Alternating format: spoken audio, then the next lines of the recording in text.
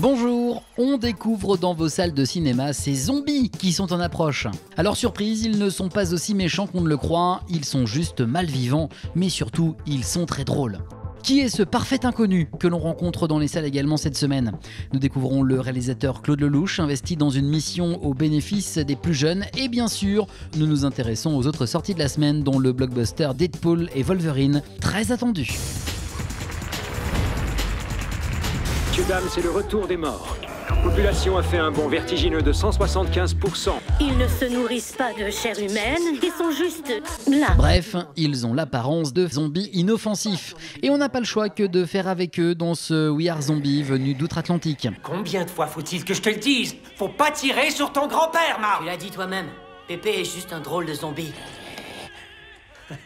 Alors qu'on se mêle à cette histoire déjà folle, un groupe qui veut sauver une mamie de l'emprise d'un conglomérat qui étudie radicalement comment se débarrasser de ses morts vivants, ça devient la folie pour le trio qui va tenter de sauver celle-ci. On travaille pour Coleman et on a découvert votre petite magouille minable. Rendez-nous notre argent ou vous pouvez dire adieu à votre gentille grand-mère. Il faut sauver grand-mère. En reprenant les codes du cinéma d'horreur, on pense bien sûr à la référence Shaun of the Dead. Ce We Are Zombie est l'œuvre collective du trio RKSS, bien connu au Québec, notamment pour Turbo Kid, avec un parti pris un peu dingue pour ce film. Les zombies sont plus des victimes que les humains. Les méchants, c'est les humains. Un peu comme dans la vraie vie. C'est vraiment le concept, c'est plus comme si votre grand-mère revenait à la vie et revenait chez vous et s'assoyait et écoutait la télé sur votre divan. Et là, vous devez vivre avec votre grand-mère qui pourrit tranquillement sur votre divan. Ce vieux crouton, il est plus fort qu'il en a l'air! Ce We Are Zombie est une adaptation d'un comics. C'était vraiment, on voulait respecter le matériel source, qui est, dans la bande dessinée, c'est plusieurs petites histoires. On était chercher des éléments de chacune histoire et en faire une seule histoire de A à Z. Puis qu'est-ce qui est vraiment intéressant, quelque chose qui nous a vraiment peut-être touché, c'est que les personnages principaux, c'est vraiment un frère, une sœur et son meilleur ami. Ça reflète exactement notre trio. Dynamique. C'était pas voulu, mais on n'a pas eu le choix. Ça s'est fait naturellement. On s'est vraiment transposé dans ces personnages-là. Donc, c'est devenu un projet très, très, très personnel, même si c'est complètement disjoncté. Mais vous ne faites pas de chasse aux zombies, vous? Pas encore. Salut, Maggie! Salut, sac à merde. J'ai une autre mission pour vous et cette fois-ci, faites pas tout louper. On est invincible! Messieurs, vous devez actuellement 25 000 $ à la compagnie. On sait bien que c'est vous qui nous volez! Avec ce We Are Zombie, est-ce que vous ne réglez pas vos comptes avec notre société aussi? Genre couper des têtes au sens figuré avec des petits messages par-ci, par-là? Oui, plusieurs. Surtout comment on s'exploite l'un l'autre. Il y a tout le temps quelqu'un qui exploite quelqu'un en dessous de lui. Comment qu'on se traite les uns les autres, comment qu'on doit apprendre à vivre mieux ensemble, puis que en réalité, si on se met tous ensemble, c'est nous qui sommes les plus forts, puis que Malgré les grosses compagnies, c'est ça. tout. C'est nous qui avons réellement le pouvoir si on se met tous ensemble, si on s'entend tous ensemble. Puis, il y a aussi, on essaie aussi de rajouter d'autres thèmes aussi, dont un peu de la façon peut-être dont on traite nos personnes âgées. Je sais que nous, vous avez les EHPAD, nous autres, c'est les CHSLD. Merci. Donc, on les garde dans des tiroirs. Ouais, c'est ça. Puis on s'en occupe pas très bien. Donc, il y a plusieurs niveaux de messages sociaux, je pense, dans... Puis comme dit Anouk, le but, c'est pas, quand vous allez voir le film, le but premier, c'est que vous ayez du plaisir, que vous riez, que vous passez un bon moment. Et qu'après, quand vous sortez du film, là, il y a quelque chose qui mijote. Attention, We Are Zombie sort la semaine prochaine dans vos salles de cinéma. Vous ne pourrez pas dire que l'on ne vous a pas averti si vous trouvez un beau-parent quelque peu bizarre à votre retour de vacances.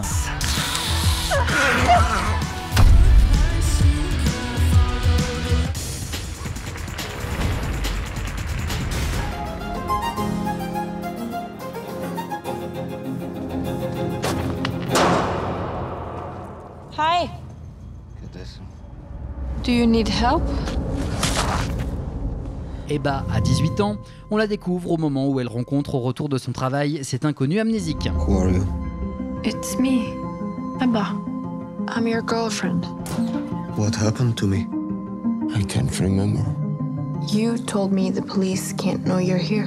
Au même moment où ses propriétaires lui confient les clés de leur maison et l'autorisent à y séjourner, Ebba s'y installe avec son inconnu en lui faisant croire qu'il est son amant. Am I your first boyfriend? You are? Sous un vernis de thriller, le film nous plonge dans la réalité de la jeune Ebba. J'ai rencontré plusieurs jeunes spectatrices qui m'ont dit qu'elles étaient complètement alignées ou connectées avec ce personnage, à la fois parce que c'est une fille, mais parce qu'en fait, il y a une forme, elle est un petit peu, on appelle ça un peu un mot à la mode, mais elle est un peu borderline dans sa façon de justement se lancer un peu corps et âme dans cette histoire, et on est complètement connecté à ses sentiments. Donc ça, c'est quelque chose qui est très moderne et qui est très contemporain et qui séduit énormément les spectatrices, en tout cas, qui ont 25 ans ou 35 ans, qui se reconnaissent beaucoup dans ce personnage-là. Et une jeune fille va bientôt être prise en étau dans son mensonge, une situation difficile pour les deux personnages. Tous les deux sont fragiles et c'est là qu'ils vont justement se retrouver dans leur fragilité. Lui, en fait, il est fragile de par sa situation, il ne sait plus qui il est, donc il est un peu à sa merci. Donc c'est pour cette raison qu'elle parvient à le faire entrer dans son mensonge. Elle doit mentir en permanence, elle ment aussi à sa sœur, elle ment aussi à ses collègues de travail. Donc tous les deux sont dans une forme de fragilité. En fait, leur situation fait qu'on comprend qu'il y a une forme de manque, donc un manque de lien, et qui va les faire se rencontrer en fait à un endroit. I had a memory. That girl? She hasn't said anything to you. À partir d'une histoire originale, ce parfait inconnu révèle bien des surprises. Il y a évidemment cette situation qui est une situation de mensonge qui ne peut pas forcément tenir jusqu'au bout. Et en même temps, il y a une vraie rencontre entre les deux. Donc voilà, donc j'en dis pas plus, mais effectivement, c'est un film dans lequel on est accroché jusqu'au bout, jusqu'à la fin.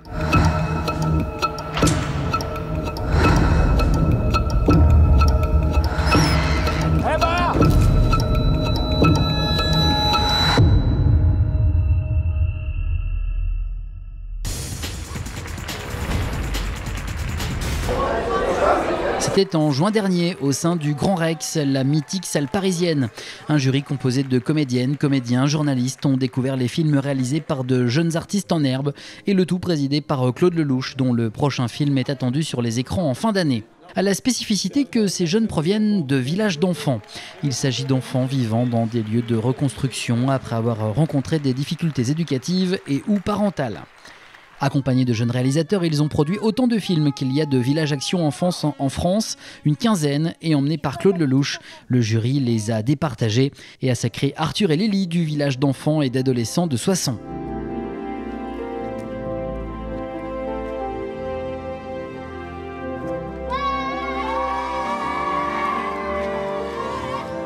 Ce sont des cinéastes amateurs. Il n'y a rien de plus beau que le cinéma d'amateur. Et puis le cinéma, ça fait rêver. Et comme on ne meurt jamais d'une overdose de rêve, ils en ont profité. Voilà. Et puis, je pense que c'est des souvenirs incroyables pour tous ces mômes ce soir. Et ça va peut-être leur donner envie d'aller au cinéma toute leur vie. Alors ça, c'est déjà une bonne chose. Et du coup, aujourd'hui, il y a un peu de transmission aussi, c'est ça? Non, il y a plus de l'admiration qu'autre chose. Et vous avez vu, de ce que vous avez vu, vous en retenez quoi? Écoutez, des parfums de vérité qui fait que tous les films qu'on a vus sont des films pleins d'espoir. Voilà. Et comme l'espoir, ça en a compte sur le bonheur, on en a profité.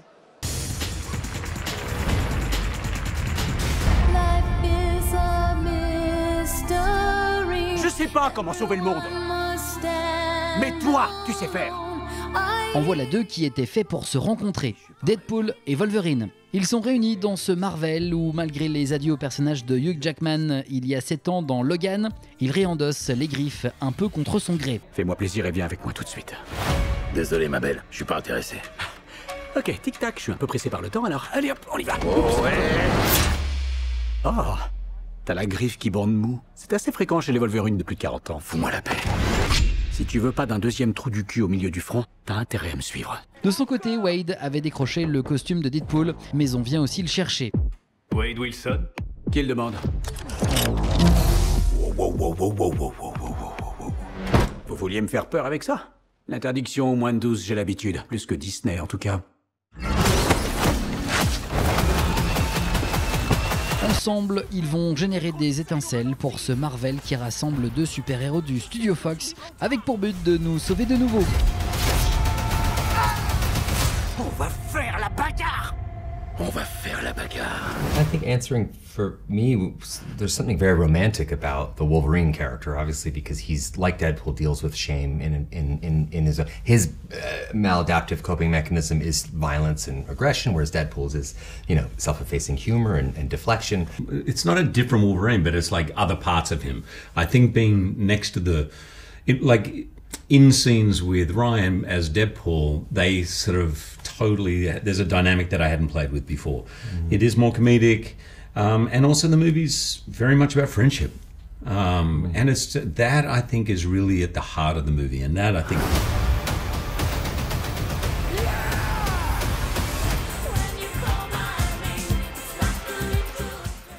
Direction l'Italie, et ça tombe bien pour cet été à la rencontre d'Emily, une jeune fille qui a du mal à faire sa place. Elles seront à la rencontre de sa mère alors que cette dernière vient de faire une tentative de suicide. Baptiste Le Caplin et une petite nouvelle, Marine Bohin, se partagent l'affiche. Devons-nous croire à ce que nous voyons? Monolith pose la question. Lily, journaliste en disgrâce, découvre dans des artefacts des messages peu rassurants et enquête. Ça se découvre en vidéo cette semaine, en DVD et VOD, ce Comme un fils, où Vincent Lindon, en prof désabusé, croise le chemin d'un jeune garçon sauvage d'origine roumaine. Il va tenter de l'emmener sur un autre chemin et se reconstruire tous les deux. Un film poignant. C'est Victor, il a besoin de toi. Le chant, c'est ma passion. Quoi, c'était pas bien? Je dirais plutôt que vous avez une voix un peu difficile. Et il va falloir pour cette femme de chambre, interprétée par Claudia Tagbo, croiser le chemin d'une chanteuse d'opéra sur le banc de touche pour se lancer ensemble dans le karaoké. Et en plus, ça marche pour elle. Un feel-good movie plein d'humour qui débarque en DVD et VOD cette semaine. C'est direction Tokyo pour le championnat du monde, la mecque du karaoké. La semaine prochaine, Largo Winch est de retour, ça va bastonner. Garfield est lui aussi de retour et on peut dire aussi que ça va bastonner également. Surprise. Et puis on vous parle de ce grand ciel où il est question d'éoliennes et de rapports mère-fils aussi. Tout type de crise peut être bon, cela vous réveille. En tout cas, Deadpool, le personnage qu'interprète Ryan Reynolds, nous secoue et secoue aussi les spectateurs dans ce Deadpool et Wolverine sur les écrans cette semaine.